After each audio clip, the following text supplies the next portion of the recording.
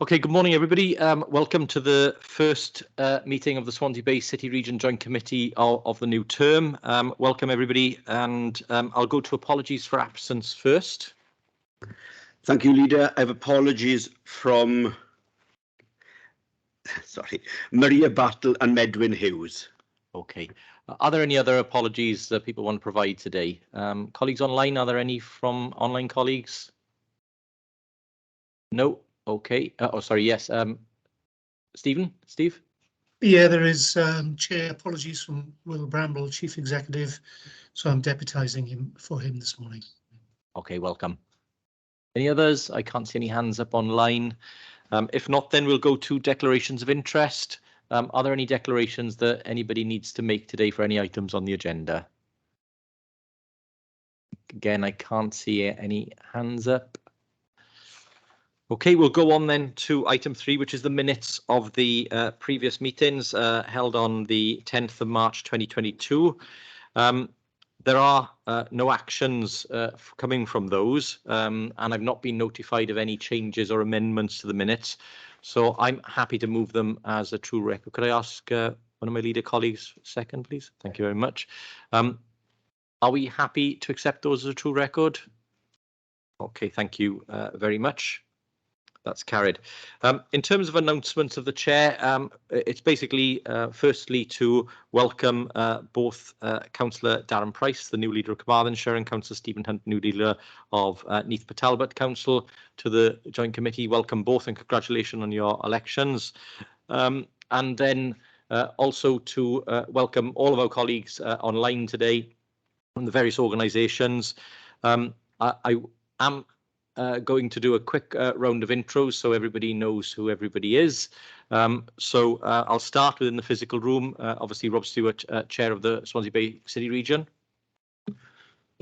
Martin Nichols, Interim Chief Executive at Swansea Council. Bore da, as Rob stated, I'm the new leader of Neath Talbot County Borough Council, Steve Hunt. Thank you. Diolch Cadeirydd. Yeah, the new leader of Carmarthenshire Council, Councillor Darren Price. Diolch. David Simpson, leader of Pembrokeshire County Council. Tracy Meredith, Monitoring Officer. Hugh Evans, Head of Democratic Services. Okay, now I'll go to colleagues online. If I go to the Chief Execs first, Wendy. Good morning, Bore da, Wendy Walters, Chief Executive, Carmarthenshire County Council. Karen. Bore da, Karen Jones, Neath Talbot Council. Steve, seeing as you're sitting in today, Steve.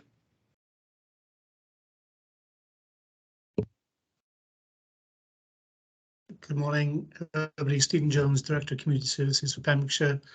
As I say, deputising for Will Bramble, Chief Executive. Screen. Sorry, I'll now go around the screen as you're on the screen. So Jason first, please. Morning all, Jason Blewett, Financial Audit Manager for Audit Wales. I've replaced Jason Garcia, who was the Audit Manager last year. Welcome. Gareth.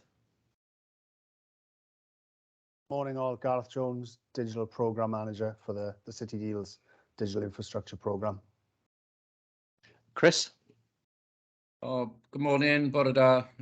Chris Moore, I'm Director of Corporate Services, Carmarthenshire County Council and Section 151 of the City Deal. Richard.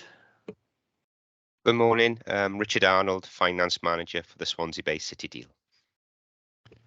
Steve Wilkes.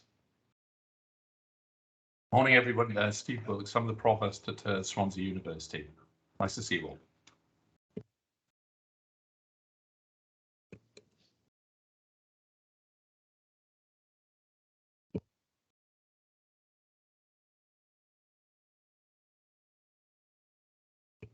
Okay, I'll go to Jonathan Burns then. John. Morning everyone, John Burns, I'm the Portfolio Director for the Swansea Bay City Deal. Heidi. Hi, I'm Heidi Harris, Marketing and Communications Officer for the City Deal. Philip. Good morning all, Phil Ryder, I'm the Portfolio Manager for the City Deal. Ian. Morning, Ian Williams, Portfolio Development Manager for the City Deal. None. Bore da bawb, Non Jenkins, Performance Manager for Audit Wales. Diolch. Go back to Matthew. I think you'd frozen there for a second. Matthew, do you want to introduce yourself? Yeah, morning all. Matt Holder, Acting Head of Internal Audit for Pembrokeshire and the Head of Internal Audit for the Swansea Bay City Deal. Thank you, colleagues. Have I missed anybody from our online colleagues on the list? If there is, do you want to come in and introduce yourselves if I've missed anyone? Apologies if I have.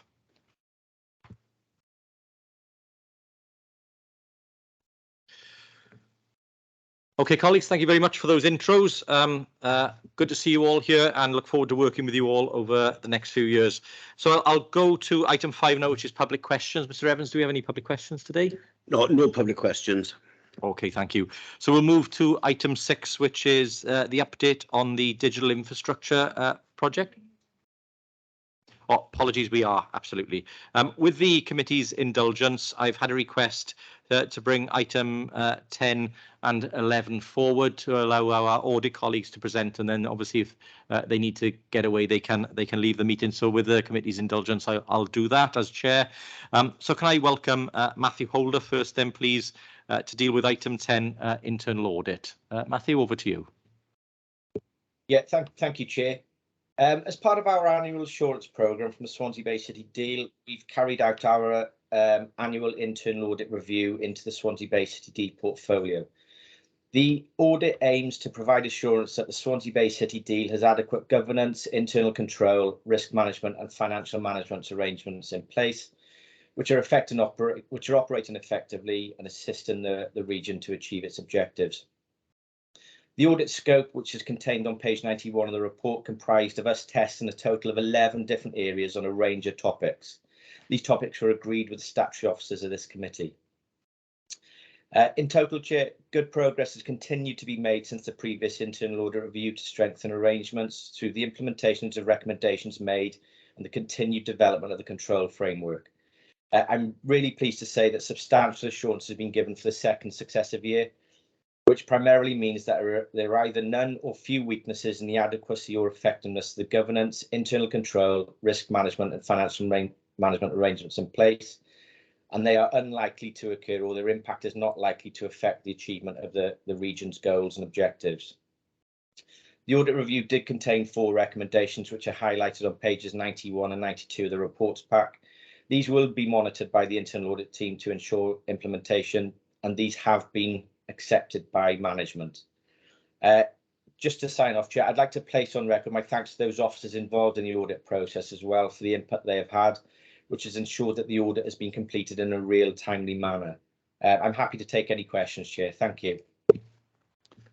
Thank you, Matthew. And yes, I'd like to echo your thanks to everyone involved in the audit. I think it's very rare you see a green rating like this, which is proves the progress we're making and also the very, very strong position that we're in at this point in time. So thank you for that.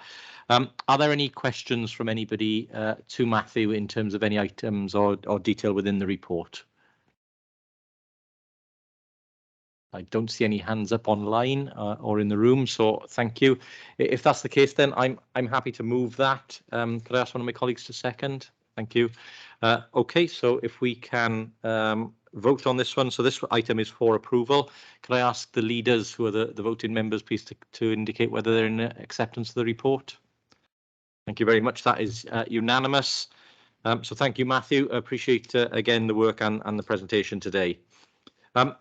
We'll move then to item 11 and welcome Jason Blewett and Non to present in terms of the Audit Wales feedback. So over to you, please. Thank you, Chair. So this is the usual audit plan that we prepare each year.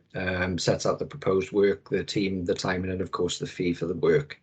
I'll take you through the financial audit elements and then I'll pass over to Non for the performance audit section. So in terms of the financial audit, I think, as you all know, our main duty is to audit the accounts and whether they give a true and fair view. We don't provide absolute assurance. We work to the concept of materiality and on a risk basis. The key risks are set out in Exhibit 1. I wasn't proposing to go through those in great detail. They're there for your information. Probably just to mention the management override risk we include in all of our audit plans. It's not specific to City Deal. The related parties risk we have included this year, given that we have identified issues in previous years with regards to that. So we'll do some work as part of our testing to address those risks to deliver the audit. In terms of the financial audit team, it's the same as in prior year, except as I mentioned earlier, I've replaced Jason Garcia as the financial audit manager. Richard Harris stays as the engagement lead, and Lucy Herman has stayed as the team leader. We will of course use other audit staff to supplement that team for delivery of the work. In terms of the timing, we're looking to deliver the audited accounts by the 31st of July. We've received the draft and audit work is ongoing, so we're on track to deliver that timescale as we speak.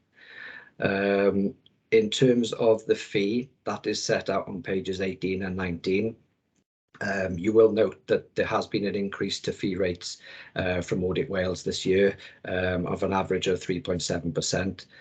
We do try to keep audit fees as low as possible, and I think we haven't increased them for a number of years, but unfortunately we have had to increase them this year. So for the financial audit element, that's resulted in an increase of about £400 to the fee this year. So I think that's all I was going to say on the financial audit bit, so I'll pass over to Non now, and then I'm happy to take any questions. Thank you very much. Non, over to you. Diolch yn fawr. And moving forward from what Jason was saying in terms of financial audit, on page 107, we set out our performance audit work, and this is consistent with the North Wales work too in that sense. So you'll see that we've undertaken over the last few years things in a flexible way, particularly during the pandemic, and thanks for your patience and support in doing that. We're also mindful, of course, of the Corporate Joint Committee's situation. So at the moment, our work is going to be focusing particularly on the assurance and risk assessment that we have to do as ongoing work on this. And hopefully we can manage to get some economies of scale on this across Wales in terms of our performance work. So hopefully the fee is an estimate in that sense going forward. And in terms of timing, we'll obviously do that alongside the work that you're doing. So hopefully you won't feel us in that sense. So we can keep an eye over the year. So. And in terms of the fee, that's the reason for that increase. Again, it's an estimate and trying to be consistent across with others. And whilst I'll be leading the work, you may very well, as Jason said, you may very well see other people involved if we're trying to do this across Wales in a consistent way. So we look forward to giving you an update on how we do the work going forward, and the timescales. As I said, we'll be working with you alongside, and we'll agree that with you over the year. So diolch yn fawr iawn. Any questions? Happy to take. Thank you, Non, and thank you, Jason, for the update. Yes, Councillor Simpson, David. Thank you very much. I'd just like to ask about the 3.72 or 3.7 sort of increase in the fees. Were these negotiated with our 151 officers, or was it just a blanket thing? You were going to pay this extra, and when you say it's an estimated 3.7%, is that sort of, could they come down, or are they likely to go up? Thank you very much. Do you want me to start with that, Non, and you can chip in if you need to? So in terms of the fee rates, there's a consultation period which Audit Wales undergoes with all audited bodies. I think it's November, December time, and audit bodies have the opportunity then to feed back any comments that they've got. Obviously, once that consultation period has ended, then the fee rates are then set. And then as part of the agreement of the plan, we obviously discuss with Chris as part of that agreement. So those fees then are discussed as part of that. So the fee rates is part of the consultation, and then the the total fee comes as part of the plan then.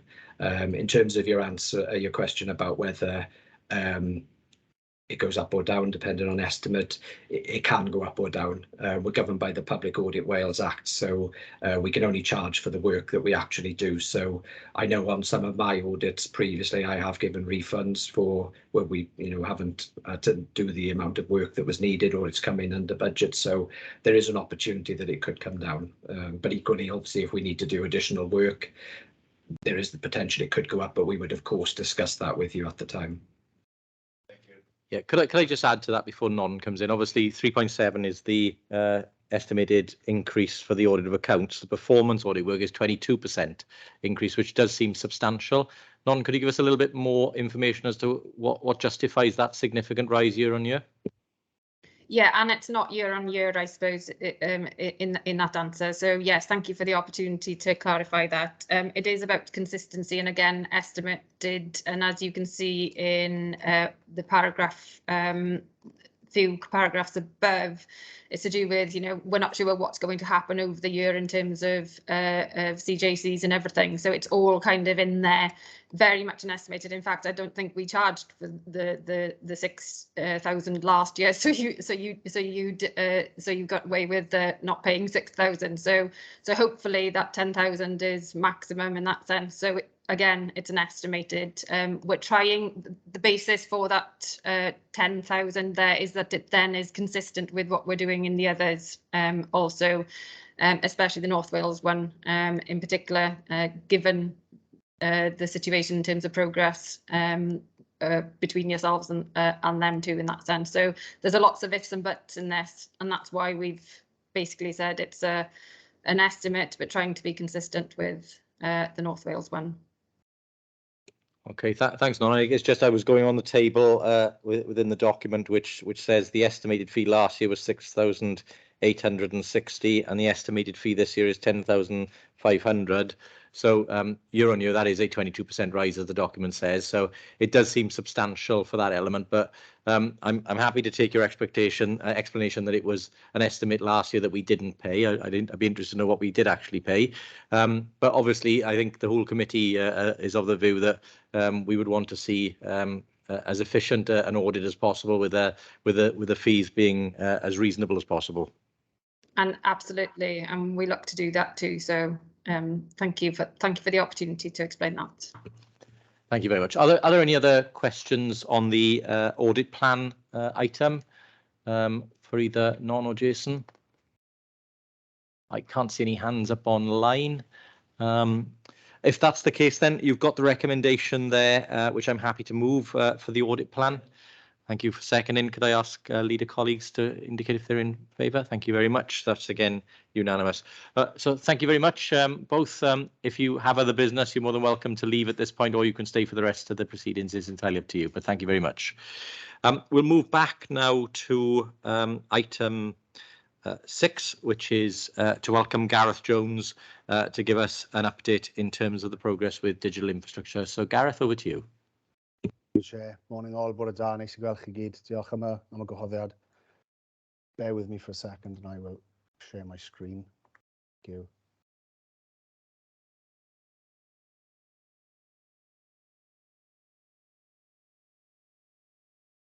you. Could you just confirm that everybody is seeing that, please? Yep, that is showing, Gareth. Thanks. Great. Yeah, thank you, Chair. Yeah, so you should all have had a report in front of you containing an update on the City Deals Digital Infrastructure Programme. I will very, very briefly run you through a handful of slides which covers the content of that report. We always start with this slide just to reinforce the point that the region's Digital Infrastructure Programme, as you know, is all about future-proofing the connectivity of our region. So ensuring the city and the region have the best world-class fibre infrastructure it needs now and for the future. When we say the future, we mean the next 25 to 30 years as a minimum, and its mobile 4G, 5G infrastructure and other wireless infrastructure. Our programme, in all honesty and quite frankly, is not enough to achieve that on its own.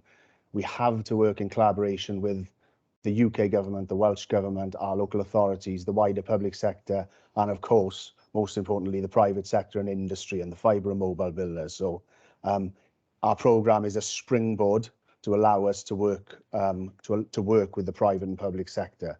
That's the that's one of the fundamental principles of what we do. Hopefully that's useful. So I'll just skip past this slide. That is essentially the structure of the port you've all had, and it's the structure of what I'll talk about briefly this morning. So if we talk about the business case, I think it was developed back in 2020, 21. It was signed off, ministerial endorsement, local, regional, national endorsement, which was great. I think the most significant event on that slide, if you like, was the fact that we conducted a comprehensive review of the programme business case for the programme its entirety in April. That has now all gone through the relevant local and regional change control and via the relevant governance that it needs to go through, and we are on course to deliver within the timescales we've now reviewed and updated, and we're on course to deliver the benefits, objectives, outcomes and outputs that we've committed to originally. Governance, hopefully this will provide you with the assurance you need, the details in the report, but ultimately that slide is articulating the fact that we adhere to all of the local, regional and national governance that we're required to adhere to. So the blue square in the middle, the Portfolio Management Office, everything from there up is the regional governance, as you will all be aware of. Everything below that is then the governance of our programme, which is covered in the business case, which has been scrutinised and endorsed, and that is functioning as described. We have our SRO in place. We manage our risks in accordance with risk and issue management criteria for the portfolio and for the deal. And so I suppose what I'm saying is we adhere to everything we should be adhering to as far as we're aware, and as and when changes are required, we evolve and make those changes and do what we need to do to ensure we're managing the programme accordingly. Just a quick reminder for you of the actual programme. So there's 3 work streams, which are rural, connected places, and what we call next generation wireless. Rural is, as you'd expect, it's intervention to address gaps in connectivity in our worst served areas. I think I've come to the conclusion rural potentially is slightly misleading. Whilst most of our badly served communities and businesses are in rural areas, they aren't exclusively. Perhaps something for us to reflect on there. We do have issues in more densely populated areas. Connected places is about world-class connectivity and fibre infrastructure in our more urban and economic growth zones and areas, and competitive fibre infrastructure as well. And next gen wireless is about the future mobile infrastructure of the region. So eradicating 4G not-stop bots, deploying as much 5G wireless technology as we can and infrastructure, and some other wireless infrastructures. And you can see the breakdown of the £55 million programme there, which you'll be familiar with.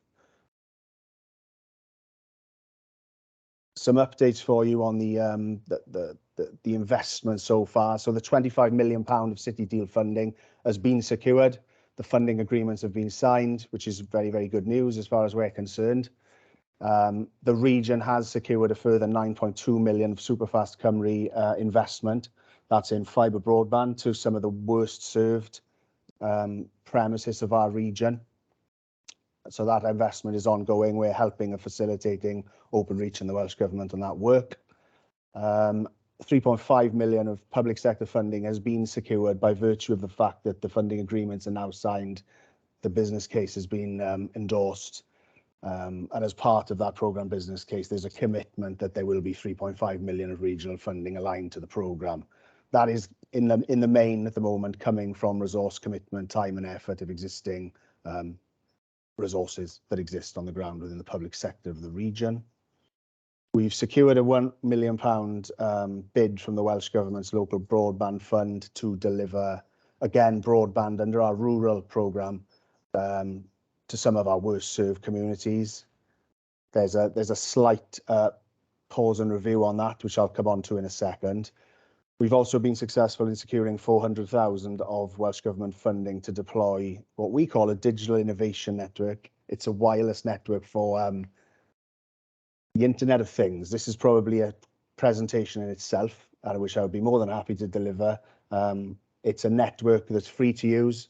that's hosted by the public sector of the region, that's being deployed by the local authorities with some help from the universities and health boards, and it's there to allow businesses and the public sector and communities, if they wish, to play with the concept of the Internet of Things, which essentially is censoring and connecting things that have never been connected. And when we say things, we mean people, machinery, devices, roads, vehicles. It's a presentation within itself. And then the final block on the bottom right-hand side. So there is well in excess of £500,000 worth of gigabit voucher schemes being drawn down across the region. They are vouchers that exist via the UK government for communities to aggregate and pay suppliers to build fibre infrastructure and broadband for them. We are in the process of quantifying that. If I'm honest, the voucher scheme environment in our region is quite buoyant, stimulated, promoted and facilitated by us and our partners, especially the local authorities. It's well in excess of £500,000, and we would be more than happy to come back once we've quantified that investment in the future and report on that. As far as resources go for the digital programme then, so I've been in post for a couple of years. Bex and Deja, as you can see, are in post. But probably most importantly, our next steps now, we're funding 2 resources within each of our local authorities. There are, back to that first slide around collaboration and joint working and facilitating the industry's investment and stimulating it and driving it. There are significant levers within the local authorities to do that. So there are 2 roles within each of the local authorities that we're funding. One is a next generation infrastructure manager, which we are funding from our next generation infrastructure project. They are there to act as a single point of contact for all things connectivity, private sector and public sector, to act as a front door for the mobile and fibre operators, to act as a go-between for planning, highways, wayleaves, legal, and to facilitate and accelerate as much deployment of this world-class future-proof infrastructure as we can. And the second role we're funding, which we are currently out to advert in some scenarios on, is a support engagement officer. Again, these officers are there to work with communities, the worst served communities, the worst served businesses as well, and the worst served business parks and the worst served premises, if you like. So there's lots of opportunity there to spend our own funding and invest, help other people invest their funding in better connectivity.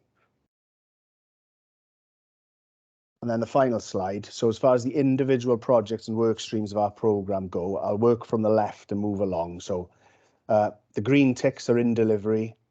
The light blue are being mobilised for delivery, and the orange ones are pending. So the first green tick then, supplier and government engagement, that is us, myself, Deja, Bex and others, some people on this call, my thanks to you.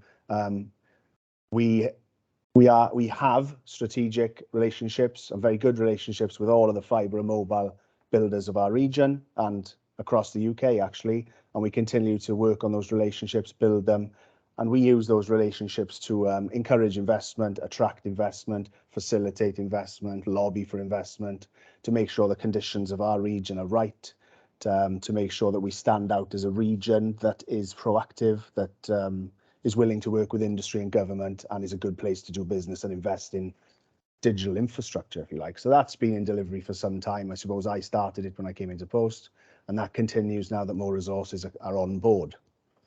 The second, our connectivity support and engagement.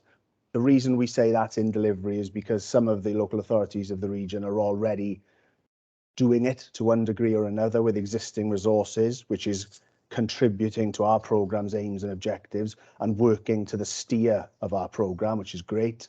And where all of the digital leaders and economic regeneration leaders within your organisations are heavily involved in steering our programme to one degree or another, and highly likely to be on our board in most cases.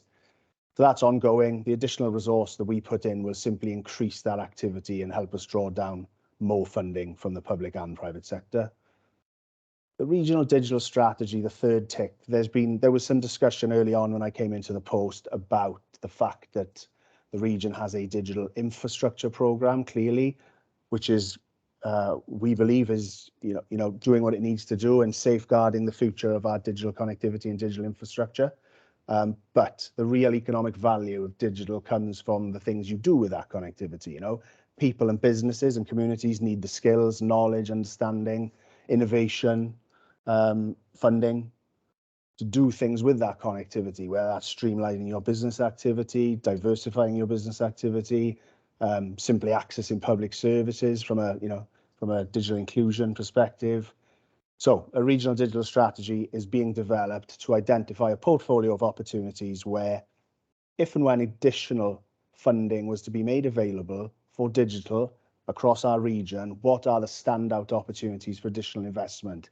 Is it artificial intelligence? Is it cloud computing? Is it digital skills? Is it digital inclusion?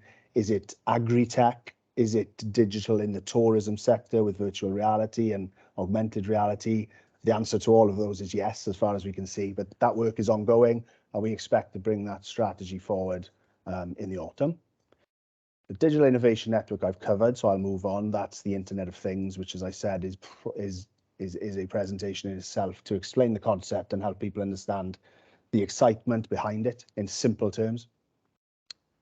The hub site procurement, the first blue tick, that is a £12 million procurement, which we are preparing for the summer/autumn of this year. So it's going well. We will be procuring as a minimum £12 million worth of ultra-fast fibre infrastructure for public sector assets, buildings,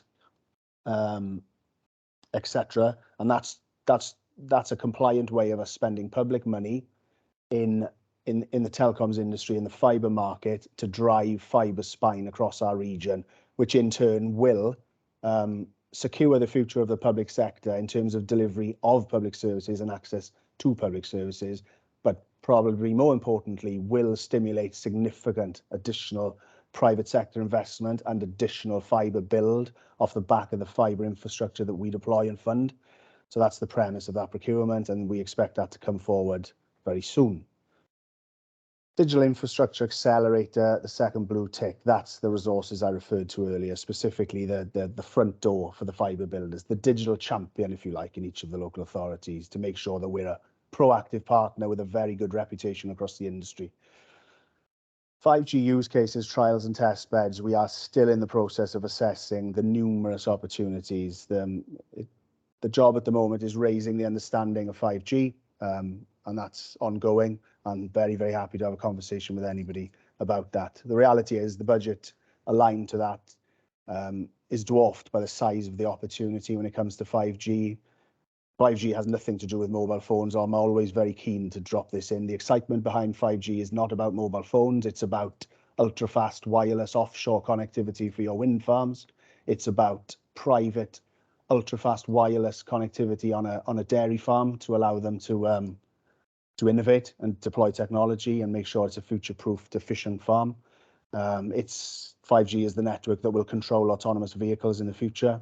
That's the excitement behind 5G. So we're in the process of helping partners understand the opportunity and identifying the investment opportunity for our programme. The rural infill procurement there, that is a £6 million procurement that we've committed to in our programme to invest in driving broadband to the remaining, what we refer to as the final few percent, if you like, the worst served several thousand premises across our region. The reason we're in a pause and review is because there's a big commitment from the UK government to do a similar thing. There is £5 billion aligned to it across the UK. There are conversations ongoing between the UK government and the Welsh Government about when that's going to happen in Wales, exactly where it's going to target, exactly how much budget it will be aligned to Wales and how far it can go. Our board has agreed that it would be extremely sensible to pause and review and make sure that whatever our funding is doing is aligned to what the UK government and the Welsh Government are doing. So we should have some clear steer on that in the next 3 months.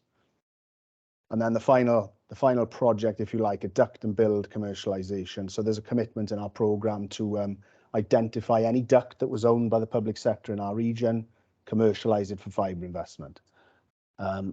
Again, that is on a slight pause and review. It's come to the light that there isn't much duct, and the duct that is there is not particularly usable.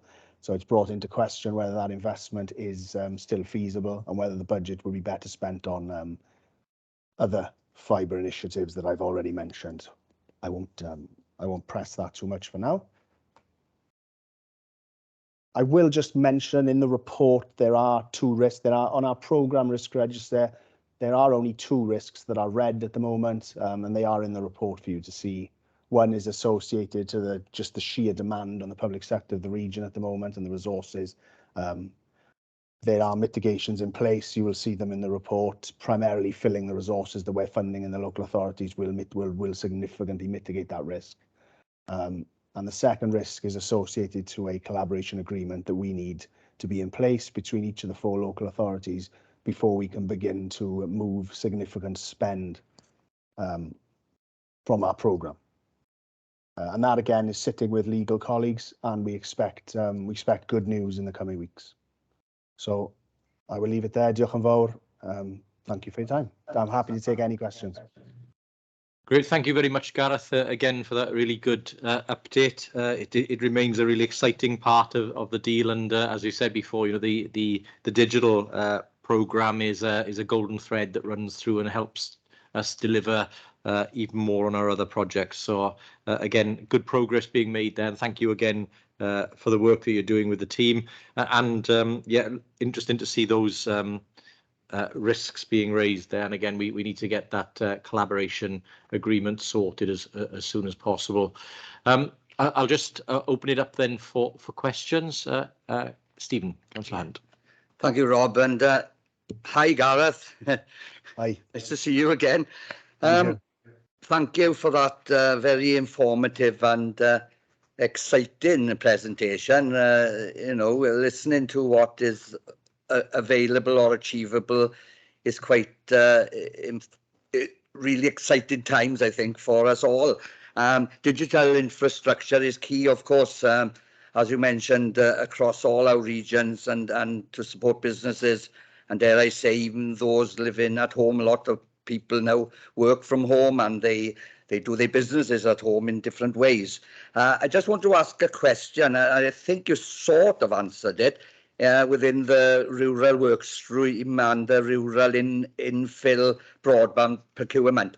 And I just wanted sort of assurances that going forward that we will continue to lobby Welsh Government and Westminster Government for funding to reach these hard reaching places, because as you will be well aware, Neath but Talbot has 5 valley communities within the council there, and a lot of businesses are in these valley rural wards as well and are struggling. You mentioned the small percentage of people in that 3% of Wales. Well, I'm actually one of them. I got 4 megabits a second, which again you're very well adverse on, and it's so frustrating that there isn't anything to come there to try and resolve that. And there's businesses again in the Delice Valley that are struggling with this. So it's an excellent report. It's exciting times, as I said, and I just wanted to reiterate that. Don't forget our rural wards, and obviously I'm speaking about Neath and Talbot here, but I mean the rural wards right across the city deal areas as well. Many others have got these issues, and while you predominantly looking at achieving what is in the report, and I'm 100% behind that, make no mistake, I just think that sometimes we really need, through ourselves and all other leaders of councils, to keep putting pressure on so that we deliver for those that are unfortunately not having that service currently. But thank you very much. Thanks, Rob. Thank you, Stephen. Gareth, I'll take a couple of other questions for you, and then you can pick them all up together. So, Councillor Price, Darren. Yeah, diolch yn fawr i ti, Gareth, am y cyflwyniad. Thank you very much for the presentation. One thing you mentioned there was the regional digital strategy, which I think you suggested would be ready by the autumn. I understood. Yeah, picking up on the point that Steve made, really, isn't it? Obviously, clearly we need to ensure that the infrastructure is in place, but the key thing is what you do with it and how do you maximise its potential. So that's really exciting from my point of view. I'm just wondering, could you explain maybe how you're going about developing that, you know, and in particular, how are we engaging with partners on the private sector in particular in developing that strategy? Diolch yn fawr ti. Gareth, do you want to pick those up? Absolutely, yeah. Okay. So if I deal with the first question, thank you very much for the question. rural is becoming more and more prominent within our program, and the worst served and the hardest to reach is becoming, as the market goes further and further in the urban areas, which is great. You know, we facilitate and lobby for that investment, and we encourage competition and as much fibre as we can to make sure we've got smart places, smart towns, smart cities. But as the urban areas become fibred, rural becomes more and more prominent. You know, it's been a problem for a long time, and we have made progress, and we're in the progress. We're actually in the process of quantifying that progress right now, and we can bring that progress back. But it is difficult. It's challenging. It's just down to topology, economics, etc. But I suppose one of the most positive developments in the last year or two for us as a region is that we have in the past suffered from a lack of competition and competitive fibre builders. So we've had in the main one. There has been a second fibre builder in Swansea and East Talbot competing with the dominant provider, but nowhere near enough to force people to go a lot further and a lot deeper into our more rural, harder to reach communities, if you like. But now what we have got is we've got 6 fibre builders. So in the space of 2 years, we've gone from 2 to 6. So there are 6 fibre builders currently active on the ground building fibre networks, 3 of which are rural fibre specialists that we know and have a relationship with and continue to build a relationship with and continue to lobby. And yeah, we will absolutely keep lobbying both governments, as you've said. We are doing so, and we'll continue to do so. And then if I pick up on the digital strategy, diolch, Darren. So there was a regional strategy developed recently, an economic development strategy developed by a company called SQW. Now, we were quite keen not to simply write another digital strategy or another strategy. What we wanted was a portfolio of opportunities that was ready to go, that we were ready to invest in, the real tangible projects that we could compete for funding for and deliver, and that we'd already scoped to one degree or another. Now, given the work that SQW had done for the region and the work that the regional directors steered, it seemed sensible and cost effective. The groundwork had already been done in terms of the sectors, industries and the economy of the region. So we've now commissioned SQW to do a subsidiary piece of work on digital. So specifically, what were the digital opportunities you developed, and what are the other opportunities that we are aware of and that you're aware of? So to answer the question, there is consultation ongoing. I was in a meeting yesterday arranging consultation for our own officers and the consultants we're working with the private and public sector to discuss those potential opportunities. More than happy to take any suggestions if anybody has ideas about who we should be speaking to. We think we've got most of it covered, but obviously there's always more to do. So if anybody would like to have a conversation, or if anybody would like us to speak to a specific organisation, group, partner, stakeholder, we would welcome those suggestions. Thank you. Okay, thank you, Gareth. Just one from me before you go. I mean, obviously, as everybody said, this is exciting, and it's good to see us leveraging other funds in, and I hope we're successful with the further funding from UK government in due course. When do we get to the point where we're able to map out where the interventions have taken place and what that intervention has then delivered? Because I think that's when we get to the real phase of this, isn't it? Where we've delivered actually better infrastructure at these locations, which has enabled this community to do A, B and C. So when do we get to that, Gareth? We've started doing it now. We're mapping out what's happened in the first year of delivery of the programme. So the programme officially entered its 5-year delivery period, if you like, on the 1st of September 2021. So what we're doing is mapping out what happened in that, what's happened between September the 1st and now. So the 2 quarters, if you like, September, October, November, December, January, February, March. So we are mapping the private sector investment and the changes that have occurred, and the communities, and specifically the premises that are now have access to fibre that didn't. So it is already happening, Rob. What hasn't happened is the growth deal's own significant capital procurements.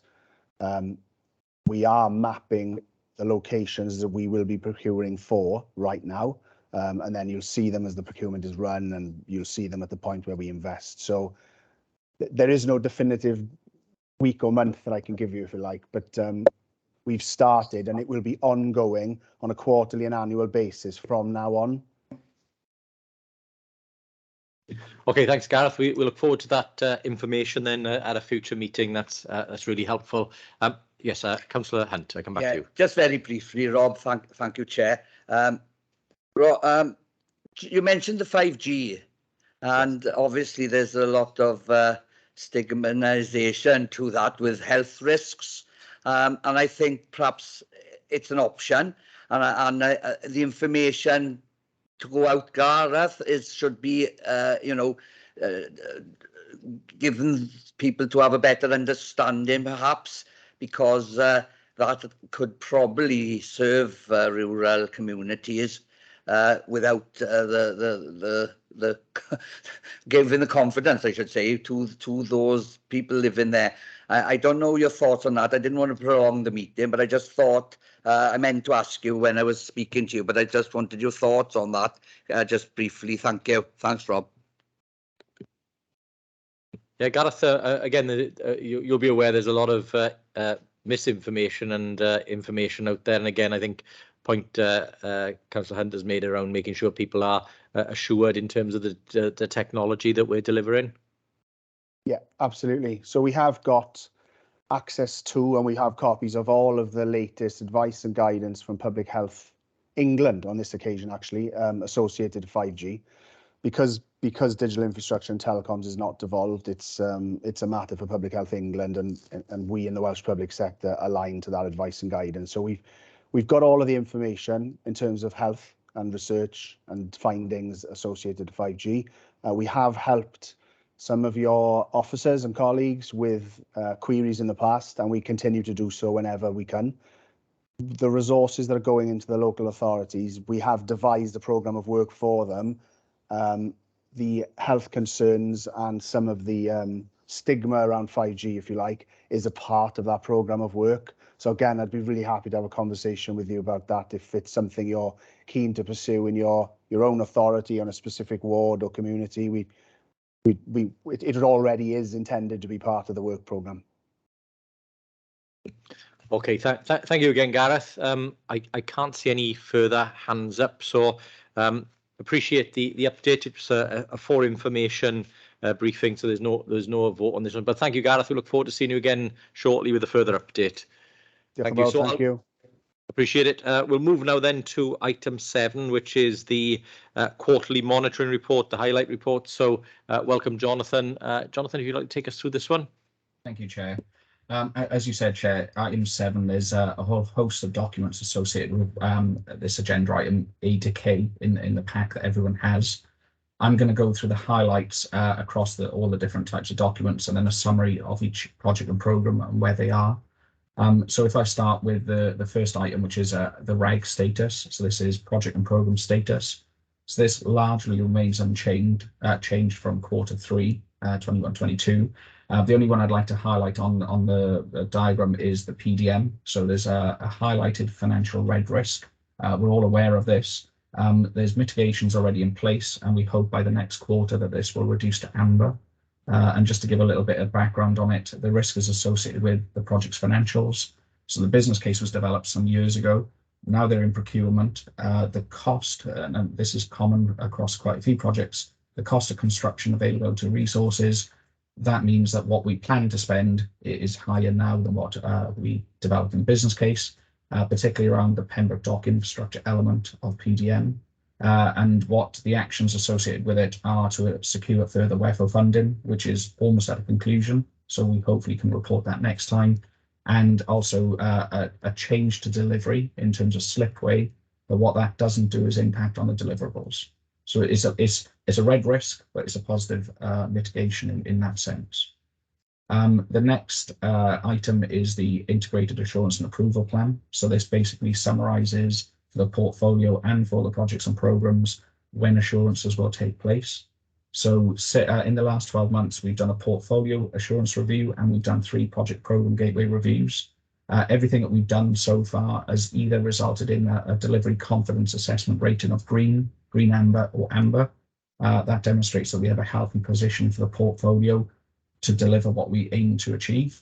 And plans are in place now for our portfolio gateway review, which will be conducted next month in July, and a further 8 project and programme assurance reviews by the end of the calendar year. So we have a very robust mechanism in place, if you like, to make sure that we're assuring what we're doing. And there's one kind of outstanding action, which is dialogue with the Welsh Government on ensuring how far we go down into the projects, because even though we have 9 headline projects and programs, there could be over 30 to 40 procurements associated with those 9 headline business cases, and it's what level of assurance we have to do. So we're just bottoming that out with Welsh Government.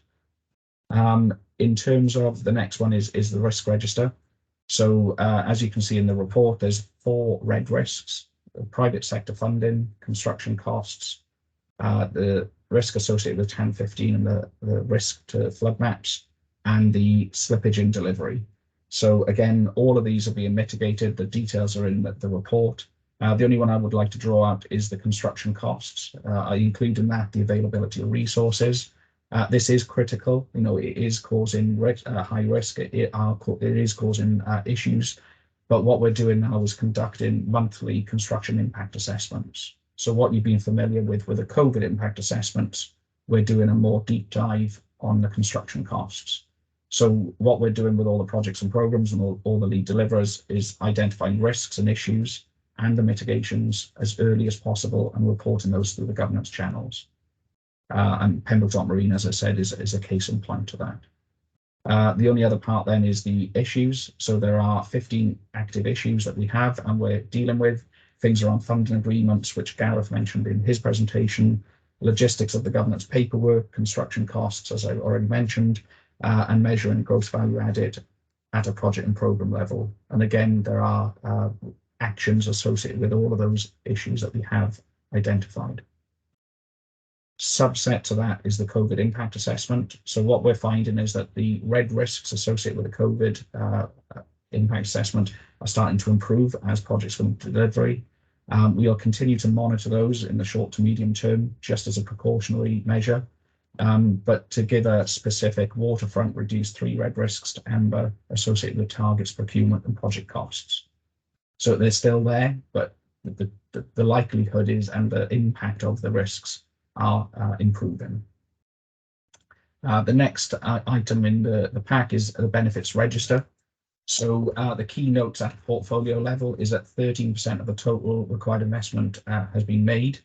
And as a result of that investment, we have already realised 500 jobs which are created. That includes construction jobs. There are many other benefits associated with a portfolio, and they're at a project and programme level, and they're going through the local governance boards of each of those projects and programmes. But the information will be made available on request if needed. A few other generic points then is the portfolio gateway action plan and audit. We just heard from our audit colleagues. We've got a green rating for audit. We're implementing the recommendations already on the back of that. In addition to that, we have the gateway assurance review action plan. Phil Ryder will present a dashboard or mock-up dashboard, which has been already approved by Programme Board, which will hopefully be approved in its first inception today, and then we can evolve that as we go forward.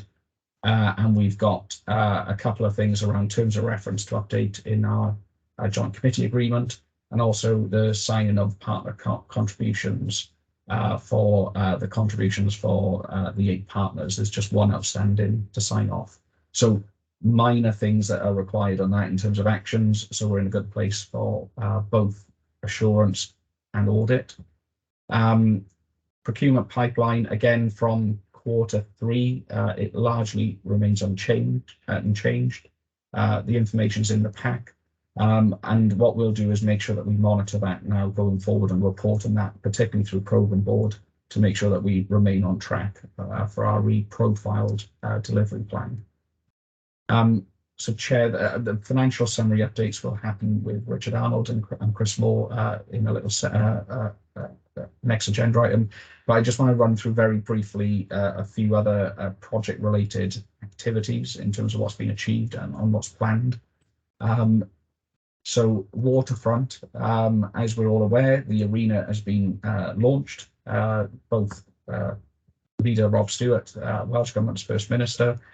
We had a royal visit as well in relation to the coastal park opening, and now Swansea's been named as the Queen's Canopy Champion City, which is great. 7172 Kingsway is under construction. If you haven't already been there, that you can see all the cranes and everything starting work on that. The letting and operator discussions are also underway with that. Another part of the waterfront is the University of Wales Trinity St David's Innovation Matrix. So they've completed their REBA Stage 3, and they're now starting negotiations with key tenant partner discussions. So again, that's moving nicely. In terms of planned activity, the business case that we have for waterfront will be updated, particularly looking at the 7172 now that it's been procured, but also in the forthcoming months around the innovation matrix. My next project on the list was digital infrastructure. I don't think I'll do it justice, Chair, to add anything to what Gareth said. All the points I have are pretty much what Gareth has already covered. But I think rest assured, it's an exciting project, as you said, and it's going to deliver lots of good things, and particularly around the city deal procurements, which will happen later this year. Pentra Owl is the next project. So as we're all aware, we have been appointed as Tier 1 contractor. They already have started the pre-construction program for Zone 1. And as part of the mitigations around rising costs of construction, etc., there's been an agreed guaranteed maximum price for Zone 1 works between Carmarthenshire Council and Bouygues. In association with all the gearing up towards the build, a Meet the Buyer event happened in Park of Scallops. Over 100 suppliers, local suppliers, attended that event, which is great. There's a lot of interest in that. And also there's various things around the planning for innovation aspects of Zone 1, and that includes a living laboratory.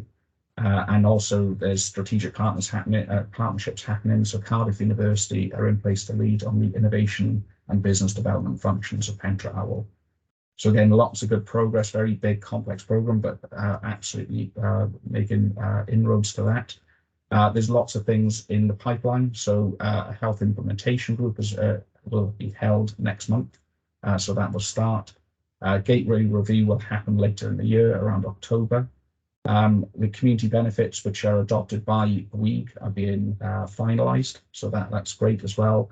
And there's various other REBA Stage 4 designs for things like Zone 1 and Zone 3 as well. So it's all moving nicely in the right direction. Pembroke Dock Marine, similar vein. 4 elements to Pembroke Dock Marine. So you've got the infrastructure part of it, the demonstration zone, the testing area, and the centre of excellence. So all of those 4 are, again, in construction. So HANA annexes are being constructed. They're securing additional funding for WEFO for the funding gap. There's lots of showcasing happening already around what facilities and collaborations will be developed. Recruitment of staff is one of the key things. I think they've recruited over 5 members of staff in that quarter. Many tenders and procuring of services, deployment of projects, universities being signed up to the collaboration agreements with projects now coming through the pipeline. So again, a huge drive of delivery associated with that. And the continuation of that will happen around construction, land remediation, technical reviews, reprofiling with WEFO, with the financials, ongoing tests with university and businesses, securing marine licenses, planning consent, etc. And there's one particular thing I'd like to draw out with the Engineering Centre of Excellence. There's talks now with a Celtic Sea developer to fund South Wales cohort. It's in link with the Ore Catapult, and it's called the FIT for Offshore Renewables. And the whole point of that is to help and service the UK supply chain to get ready to bid for work for the offshore renewable sector. And for us as a region, that has huge potential. So that is a very, very positive planned activity, which will hopefully come off. On to my next programme, which is Support Innovation Low Carbon Growth. So the Property Development Fund was publicised on the 30th of March, so people can now start applying for that fund. There's been various different mechanisms around primary funding agreements between Carmarthenshire Council and Leith Talbot. So those are needed to be in place. So they're now complete. Assurance review is planned for later this year. There's been lots of engagements, particularly around the skills area. So because of the skills force needed for all of our projects, but particularly low carbon as well, there's attendance been at the Skills Solutions Group, and there's been a Preparing Learners for Renewable Revolution event that happened in Pembroke Dock. So again, we're starting to join up across the region of these type of things, particularly around skills, but also meeting with organisations like Industry Wales. So looking at how and what we do for links with industry. In terms of planned activity, working in partnership with Swansea University, Switch will have its tender for design and build released, and heads of terms signed off for that in association with that. The funding agreements will be put in place, and then the hydrogen stimulus project, which is a partnership between Youth for Talbot and University of South Wales, that will be signed off very soon as well. Chair, we're almost there. A couple of other projects. So homes as power stations. So again, a lot of work is being done around guidance and things around the financial incentive fund associated with that. So that is now being developed. There's been support from the Economic Strategy Board in how and what we can do to set up the supply chain fund, and also the activity associated with developing our supply chain, which again was one of our big targets. Funding agreements is another thing within that, and also going out to look at site visits of developments around, there's a housing concept site in Morriston. So again, it's taking people and activity around what already exists and what's being developed. In terms of activities and assurance review, as I said earlier on, for many of the others is planned.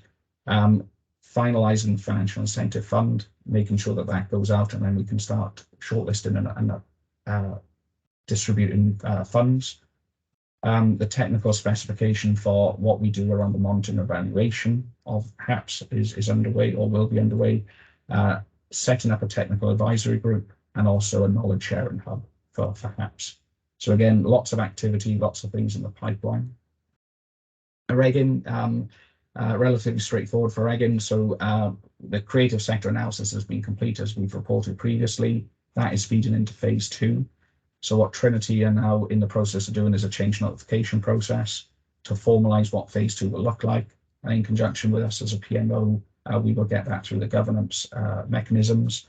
And also the internal to the university, there's a lot of mobilisation around what the university is doing to establish phase 2 as well. So that will hopefully come through our pipeline very soon. Skills and talent, we have created a skills barometer for the region. That is basically our skills gaps. So that is now out in the public domain. Some brilliant news, because it was launched last week down in Haverfordwest with Pembrokeshire College. Our first pilot project was received, approved, and has been launched. That will commence in September. It just shows the power of what we're doing for City Deal, but also the work done in Pembrokeshire. Particularly around renewable technology, because the amount of companies that were down there sponsoring and supporting that pilot was absolutely brilliant. So it's nice to see those come to the fore, and Pembrokeshire Council were there and instrumental to that development too. In terms of planned activity, it's appointing the rest of the team, gateway review, and then further school engagement events, and that will be planned for the autumn term. And what the Regional Learning Skills Partnership was doing is making sure that we have that pathways from school all the way up then to university level higher education. The final project, Chair, is campuses. So there's been various appointments. There's draft funding agreements already under review, so they need to be finalised. And again, I was present at it. There was a conference where Swansea University brought all the different partners associated with campuses, so Sports Wales, UK Government, Swansea Council, Arch, Ospreys, Scarlets. I hope we've got the coverage of all the different teams of people may support, but also businesses like Vodafone, and bringing them all into a room together to talk about the art of possible, what is it that campuses could be, what their engagement will be, etc. So that was well attended, good output from that. And in terms of planned activity, it's getting funding agreements complete so the project can start, procurement of the Morriston Management Centre, and also the agreed design and build for Singleton Phase 1. And Chair, that is probably a distillation of best part of 150 pages of information.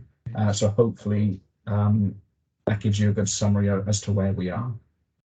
Yeah, thank you, Jonathan. Really good run through there, and again, an astounding amount of work going on across the deal. And you know, I do continue to remind people we are the only deal in Wales that has all of its projects approved, all of its projects moving in either in delivery or moving to delivery, and where we've committed all of the money. So again, we're in a very strong position, especially given the audit reviews that we also talked about earlier.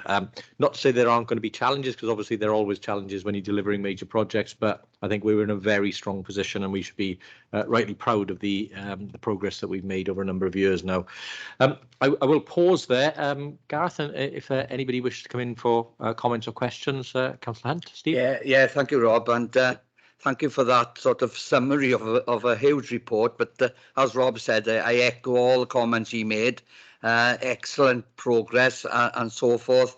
I just wanted to mention from Neath Talbot's side is that we lead in for the region on the homes and power stations, and I just wanted the committee and everybody to know that's making really good progress. And our innovation and low carbon growth programme is also making really good progress. The Technology Centre on Baglan Energy Park that has been funded through the deal recently won an award. It is a carbon positive building, i.e. obviously producing more energy through the renewable integrated into the structure than it is consuming. So showing what the city deal is already delivering, and hopefully will continue to deliver right across the region. So thank you for all of that, and look forward to continue working with Rob and Darren and David in our region, so that we can continue to have these positive outcomes for what we are all trying to achieve. But thank you, Rob. Thank you, Councillor Hunt. Councillor Price, Darren? Diolch, Rob. Yeah, thanks, Jonathan, for that. I think for me, one table in this report sort of highlights really exactly where we need to be, and that's the benefits realisation table. I know it's something that Scrutiny Committee have been calling for quite some time.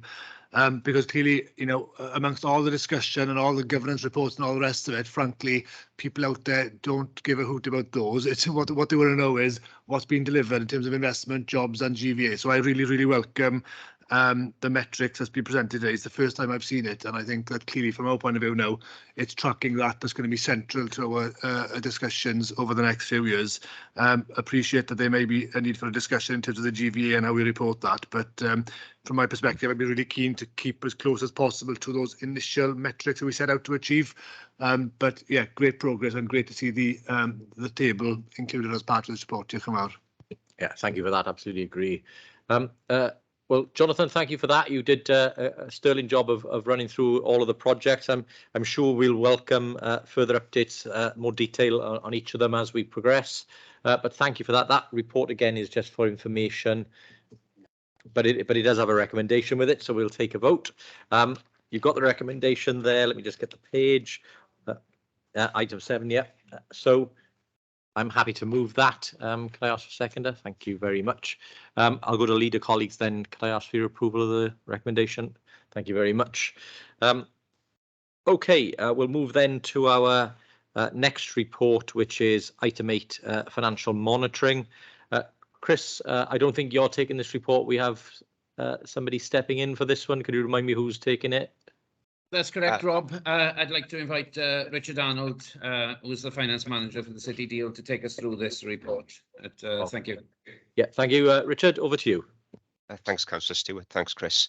So this is the financial monitoring report. This is the provisional outturn position as of Q4. I just want to caveat it by saying it was a provisional outturn position at the time that this was collated, and is subject to change on the preparation of the financial statements and as we go through the audit, the external audit with Audit Wales that's starting next week.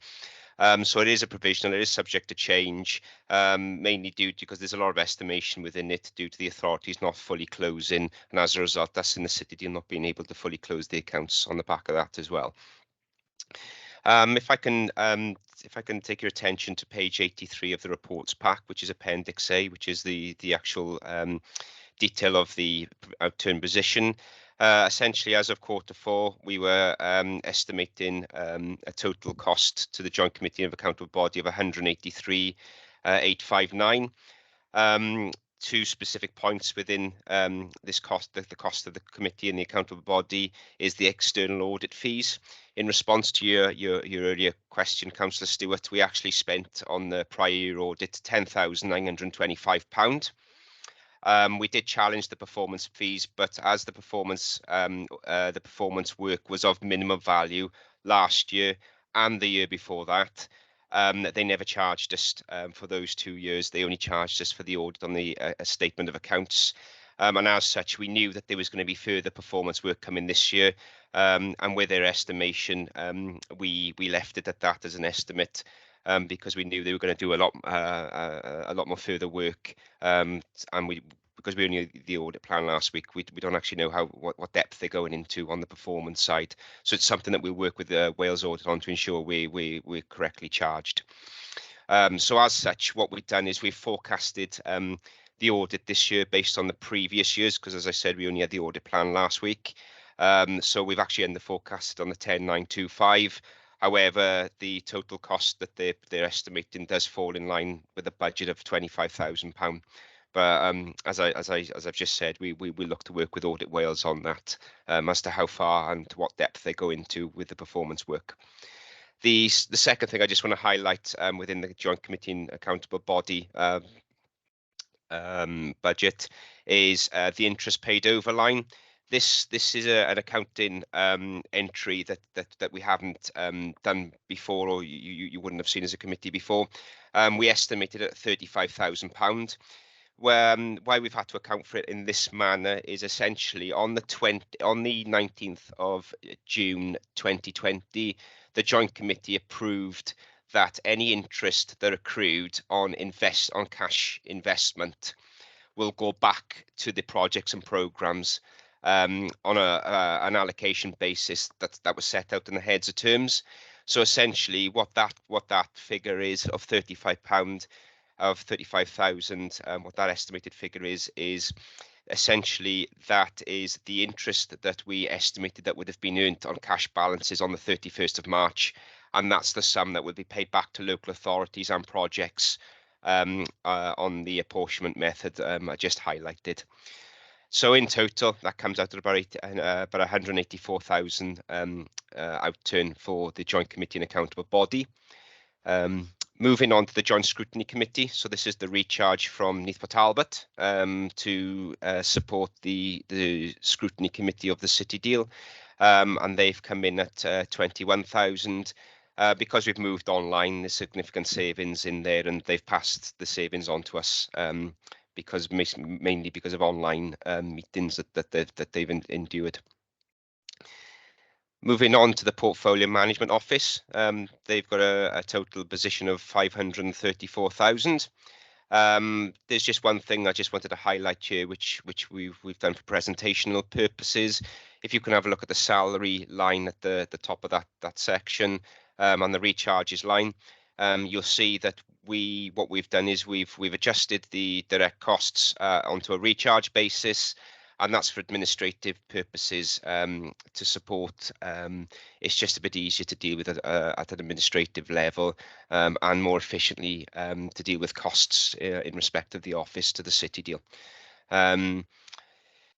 To collate those two figures, you'll notice that there is an underspend of about 75,000 on staffing, and that is to do with budgeting at top of the grade, some vacancies in year with 2 posts within the city deal, and a recharge in respect of myself for work that was done outside of the city deal.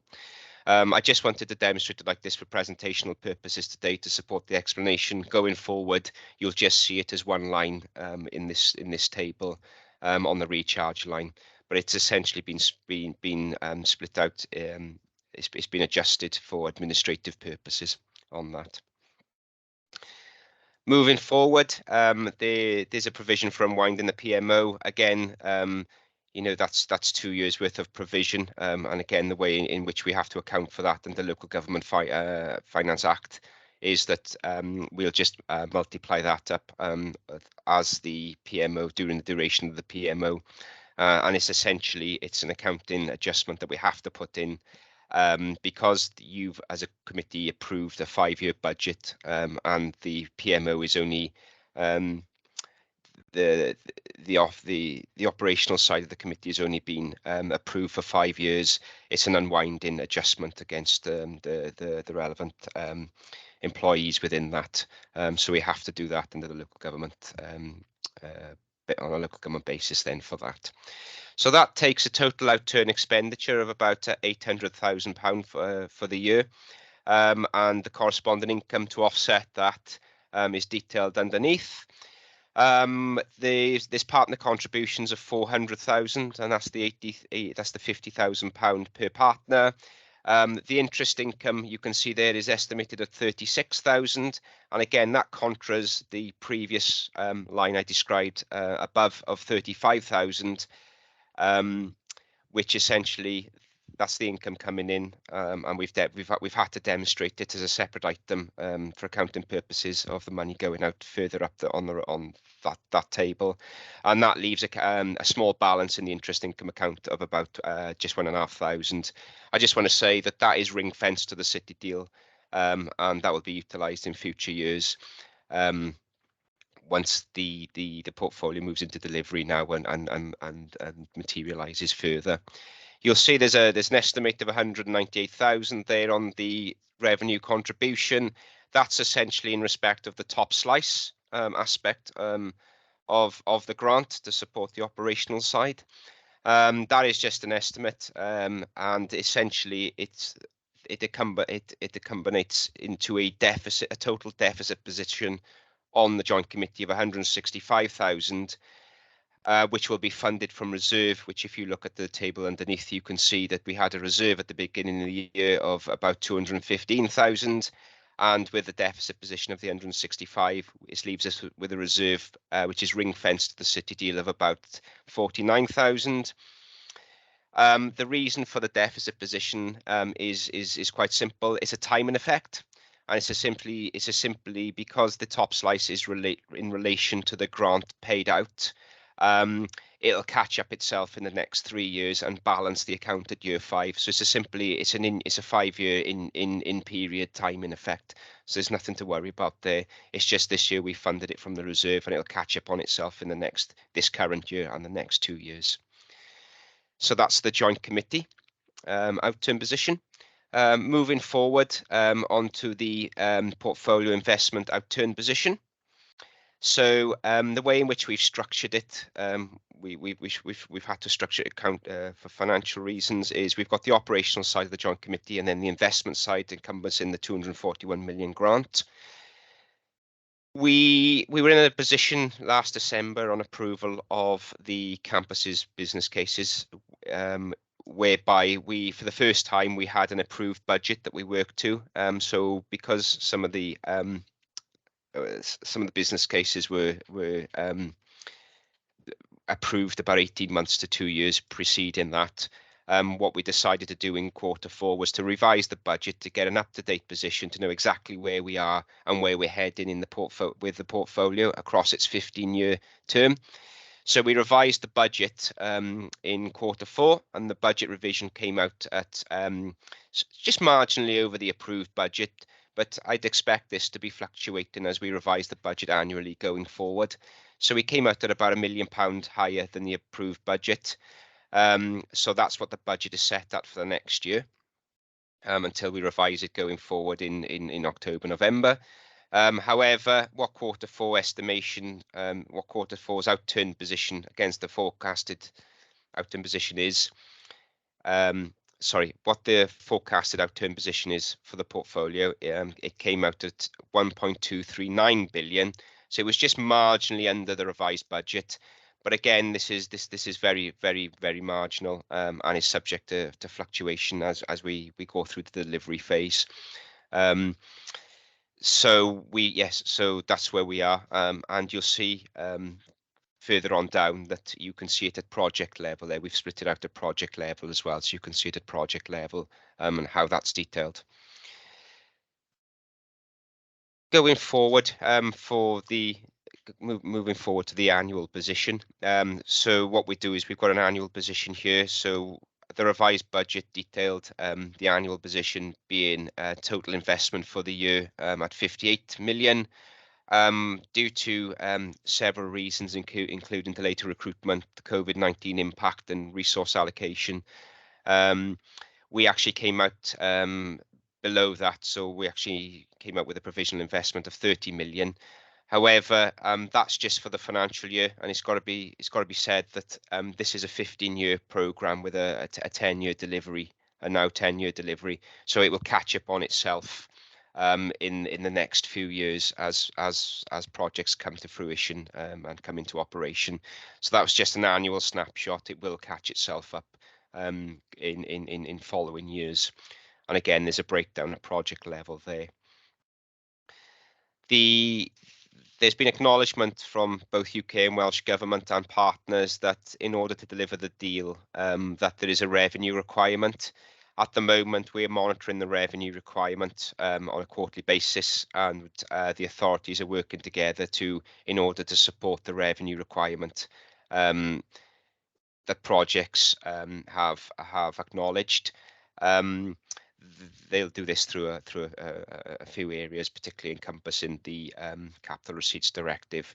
But at the moment, we're anticipating that there's a revenue requirement of about 60 million across the board in order to support the delivery of the full portfolio. However, that's very minimal, and it's that will the four local authorities have worked together to support that and will going forward.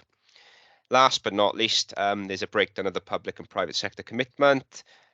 Just to take you onto the table, there's a breakdown there. We split it into 4 areas, and we'll be reviewing this going forward to make it a bit more constructive on how we address it. So essentially, at the moment, we're looking at a total public investment of 373 million. And a total private investment of about 630 million. We acknowledge that the private sector, there is a small amount committed to date. However, that's about 3% of the total commitment. However, that we do acknowledge that the portfolio as a whole is on track to deliver and achieve the private sector investment, because the private sector was always going to come in at a later date on the maturity and realisation of the delivery of the projects. So despite it being minimal, we are actually on track to achieve the private sector investment there. So that's the oversight of both the Joint Committee and the Portfolio Investment Fund, and I'd like to invite any questions that you might have on any of them. Thank you. Okay, thank you for that, Richard. Thank you for the comprehensive run through. Are there any questions to Richard on the financial report? Yeah, just one quick one, Rob. You know the salaries that are built into the programme management plan, are they a fixed percentage? They're not related to inflation costs, are they? Or are they fixed assumptions of wage increases as we go forward for the portfolio holders or whoever's on the salary chain? I hope you understand what I'm asking. Thank you, Rob. Yeah, totally understand. It's probably best if I delayed answering that question until the next report, because the next report I'm actually bringing the budget forward. I do apologise. I overlapped reports. I got the paper copies and I went straight into the next report. It was meant for that report, so keep it in abeyance for me for that one. Apologies, Rob. No problem. Sorry about that. We'll pick up that question as Richard suggests when we come to the next report. No problem. Okay. Chris Moore. You're on mute, Chris. Sorry, Rob, I was on mute. I just wanted to highlight that these figures and the way that they were presented here, particularly around the investment of the public-private investment and the profile, was exactly what we actually presented to the implementation board and was supported in the Welsh Government implementation board when we went up there the other day.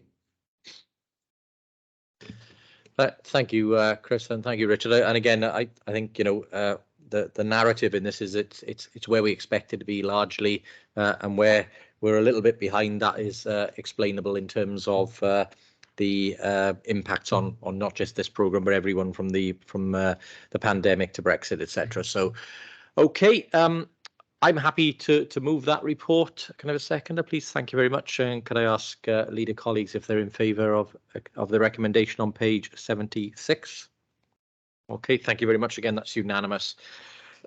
Okay, Richard, we'll come back to you again for the next item then, which is item 9, the Joint Committee revised budget for the coming year.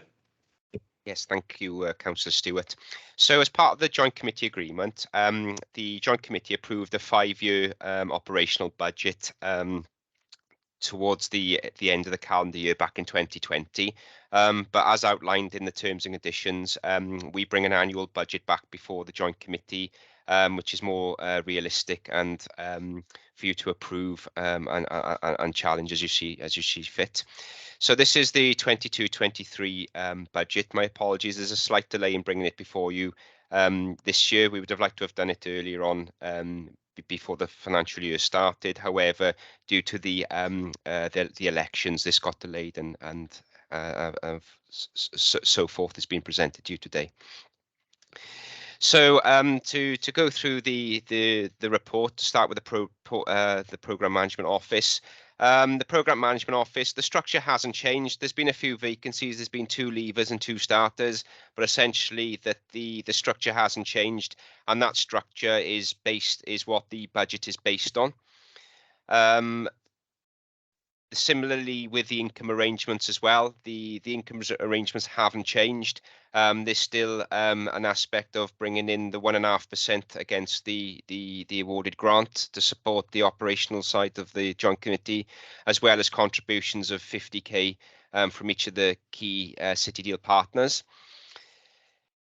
You will note that that this is the last year that in respect of the 50k from the partners, there was within the Joint Committee agreement, there was a 5-year tenure for the commitment of partners for the £50,000 per year.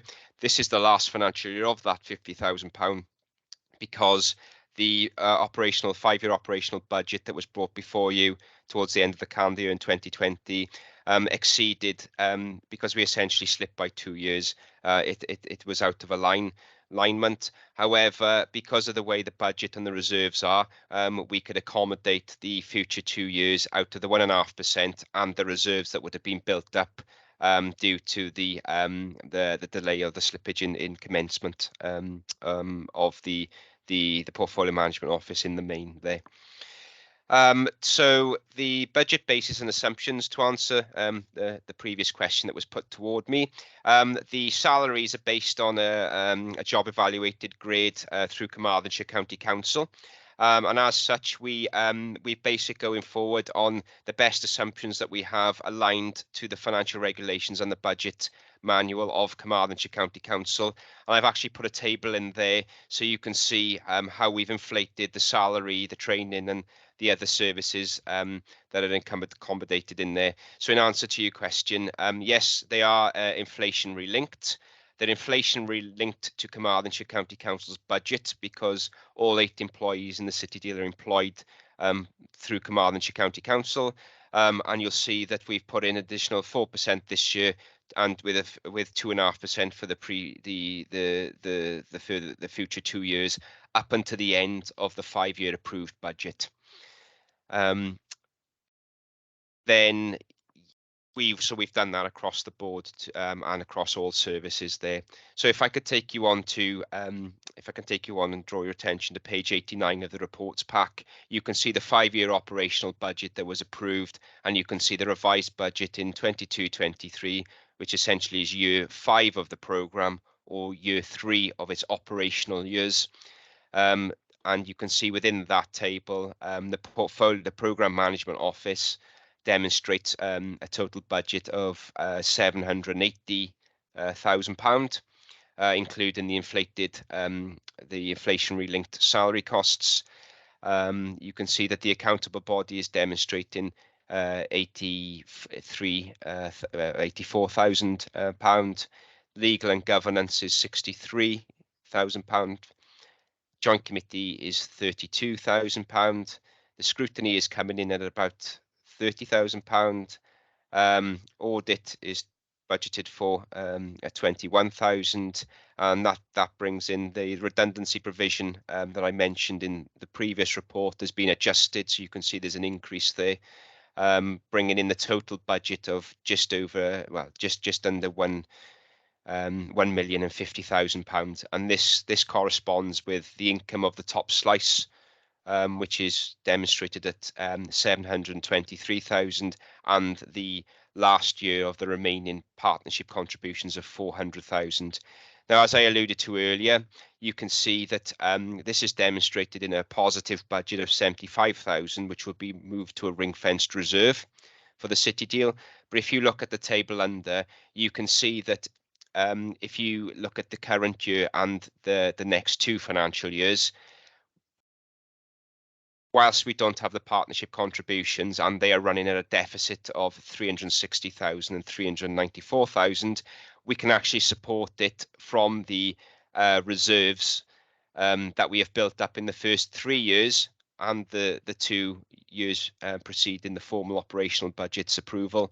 And we'll end up in a perfect world, we'll end up with a reserve of £31,000 for the committee to decide on what they do with what they do with. So that's the revised budget. I'm happy to take any further questions on that. Thank you very much. Again, thank you for that, Richard. Chris, did you want to come in? Yeah, if I could, Chair, just in advance of any other questions, I think there is something to highlight here in terms of which is consistent with the county council budgets in terms of the inflation elements. The inflation elements that we've applied here are very similar to the county council's inflation elements, but I think we are all aware of where things like the bids, if that's the right word, from the unions are for things like pay and where inflation is going at the moment. So whilst this budget balance is at the moment and looks okay, we may have some challenges going forward. So there is an element of risk there. And as Richard referred to, after the years 24-25, we come out with a balance of 31,000, but that could actually erode away if negotiations around the pay and some of the inflation elements don't balance out over a period of time. And I think that's something that we just got to watch as we're doing with the county council at the moment, but that's a reality there. And I think that will then depend on whether we need to consider whether we actually take any further partner contributions into the city deal going forward, or whether it's manageable. On the face of it, it's manageable at the moment, but I'm not sure, and members may have a slightly better view in terms of where pay settlement may sit this year and next year. Yeah, as you quite rightly say, Chris, I think there's some big unknowns there as we go forward, and that's why we've got an annual review, and we can obviously make decisions as we go. But again, I think it's a very clear outline from yourself and from Richard in terms of where we are this year. Happy to take any further questions, Councillor Hunt. Yeah, thank you, Rob. Apologies again for jumping the agenda. I'm trying to get home here and trying to do it very quickly here so we can leave. No, but yeah, thanks for that explanation. And you've answered the question I was going to ask, so I won't need to ask that one. Because the inflation is probably a lot higher anyway than that you've put in through the authority. Can I just ask, it might sound a stupid question here, apologies in advance. The training of staff, I see it's built in every year. Now, are we envisaging every year a new intake of lots of different staff, so they need to be trained up? Or is it a move-in programme that those that are in post will need extra training? So, you know, I know it might sound a silly question, but when you're talking about finances, you know, we got to look after the pennies, as they say. So I just wanted a bit more of an explanation on every year, same money spent on training of staff that may already be in post. Thank you, Rob. No problem at all. Jonathan? Yeah, I'm happy to take that question. So it's not a daft question at all, but training in terms of what we've had to do from the central PMO and a wider setting is make sure that people have the ability to access training. So when we talk about Green Book and better business cases and all the things associated with that, is making sure that we have funds available that if people need to learn and understand and align the activity to those type of things, that we have access to that. What we've done so far, Councillor, is that we've utilised in a very cost-effective way, piggybacking on other networks across the UK, or we're utilising Welsh Government to facilitate training for senior responsible owners. And we've actually managed to do that quite well. Individuals have received training, including myself and Ian Williams, from a bit better business case. But there are many other things associated with PMO, but more broadly across the board for training purposes or facilitation type activities. So that's why that budget is ring fenced. But we can via money, if we don't spend that money year on year, we can via it to other budget lines quite easily. Okay, thank you for that, Jonathan. Councillor Price, Darren. Diolch, Rob. Yeah, just quickly.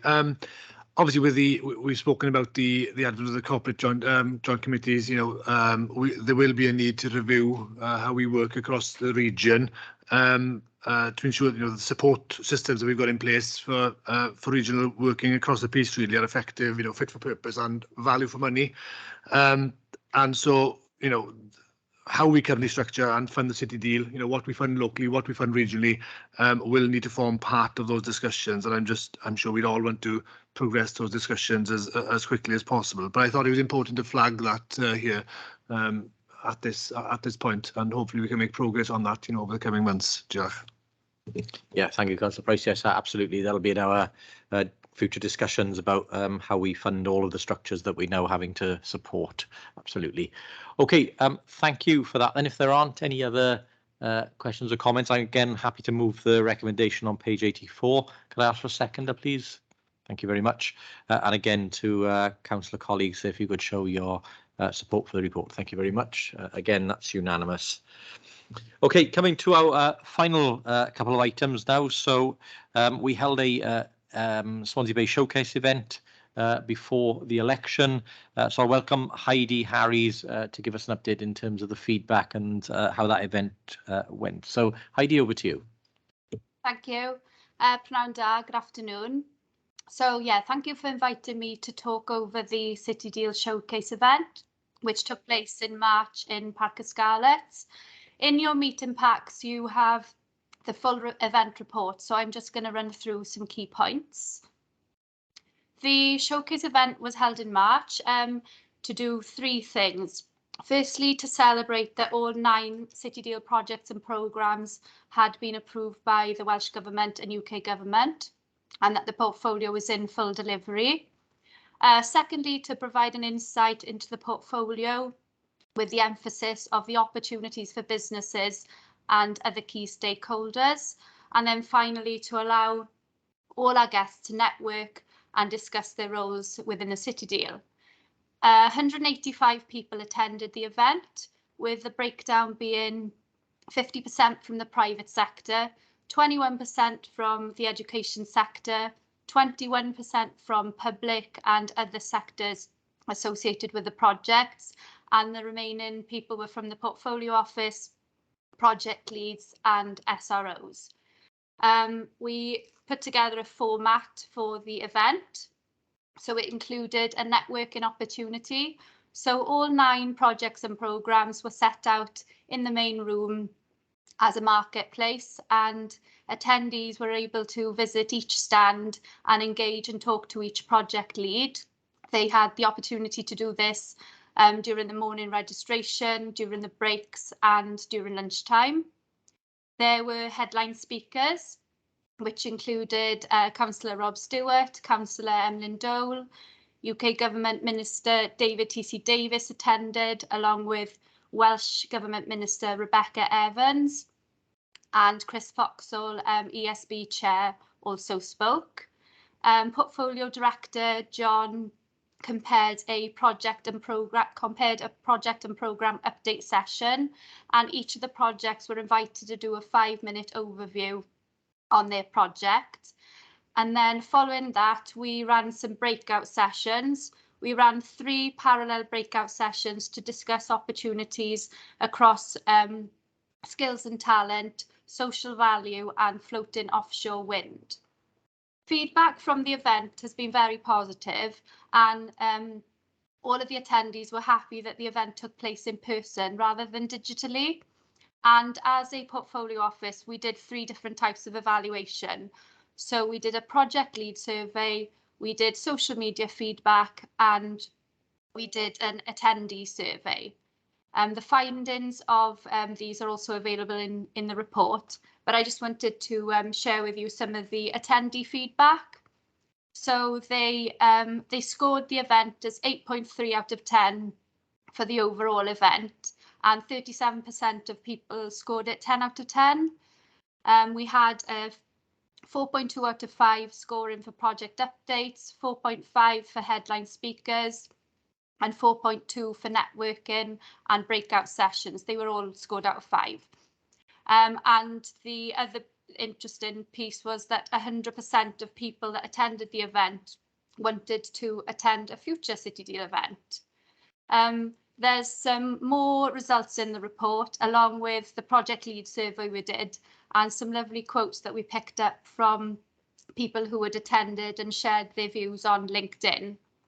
One of the biggest things that we learned from the event feedback is that people are keen to attend more City Deal events in the future, particularly in different locations around the region, and with a focus on different themes. So this is something that we are looking into to do in the future. So they're the key points. But if you've got any questions or comments, then please just let me know. Thanks. Diolch. Yeah, thank you, Heidi, and again, thanks to you and the team for all the organisation of the event. I mean, I think it was a real success.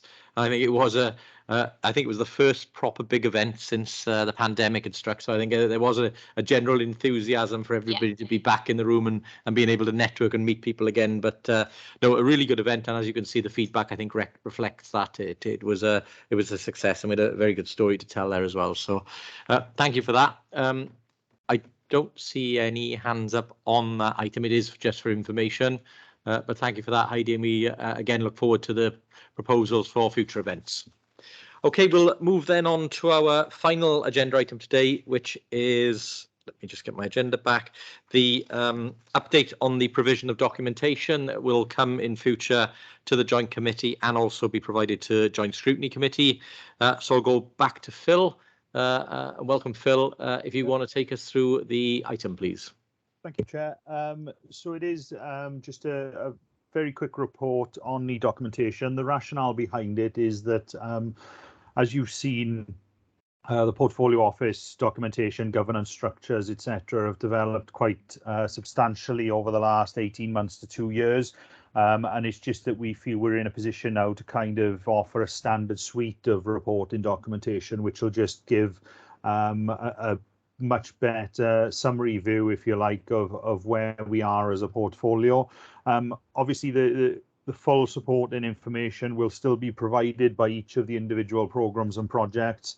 And this is just to allow for better scrutiny in a way, because it'll highlight more information in a much more concise suite of documentation.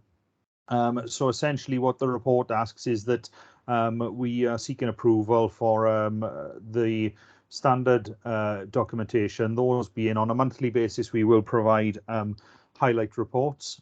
There is one slight tweak to that in the short to medium term that we agreed since this was drafted, that we would also provide construction impact assessment summaries on a monthly frequency now, as opposed to quarterly. That's purely down to the current situation with regards to the construction industry. So that's the only additional monthly document that will be provided and completed by the programs and projects, but what we have agreed to ensure that it's not a burdensome ask is that if there is any, there's only a need to report if there is any change. If there's no change in the month, then obviously there's a nil return on the construction impact assessment. It is absolutely fine.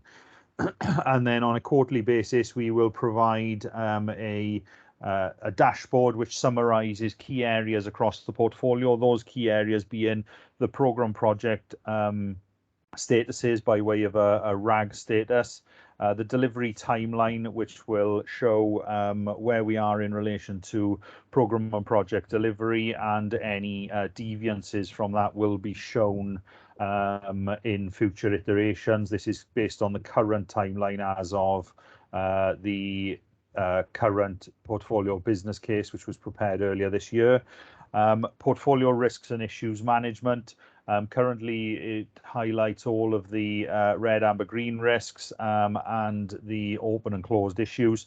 And we will be looking to adapt that slightly more in the future. So it will also red, amber, green, RAG status the issues as well. So it'll highlight to you any critical issues from a portfolio aspect. The COVID red risks, portfolio red risks by way of description, so that they can be closely monitored and any mitigation requirements implemented. The benefits realisation, which has already been mentioned, that will continue to be reported back on a quarterly basis. The financial investment forecast, change management, so any change notifications or change requests that come in that quarter. Obviously, if there's a change request and it needs any approval, that will come through as a separate agenda item respectively. Assurance and audit reviews, highlighting where we are in relation to the recommendations made on the previous gateway reviews or the internal audits. The comms and engagement updates, so where we are in relation to our reach and our media coverage, and an update on the procurement pipelines, and all of those will be provided by way of the quarterly monitoring, and then finally an annual performance and monitoring report, which I believe will be presented to you at the next joint committee in July for approval for the last financial year 21-22. So that's the gist of the request, and that's I suppose the standard suite of documentation that will be provided going forward if everyone's in agreement. But obviously, any additional requirements can be and will be provided on request. Okay, thank you for that, Phil. Appreciate the run through there. Any questions, David? Councillor Simpson. Not a question. It's just whilst I don't want to increase my inbox, I welcome the suggestion, the monthly high right report. I think it's important at the moment that we keep our finger on the button and we are up to date with what's going on. So I welcome that one, and thank you very much for that and bringing it to us. So yeah, thank you. Okay, thank you. Any other questions or comments? If not, thank you, Phil. Again, I'll happily move the recommendation here on page 126. Thank you for the second, David. All those in favour of accepting? Thank you very much again. That's unanimous. Okay, colleagues, that brings us to the end of our first meeting of this term. Thank you all for your attendance. It's been really good to get the updates and to see the progress that's being made. We meet again next on Thursday, the 28th of July at 10:30 a.m.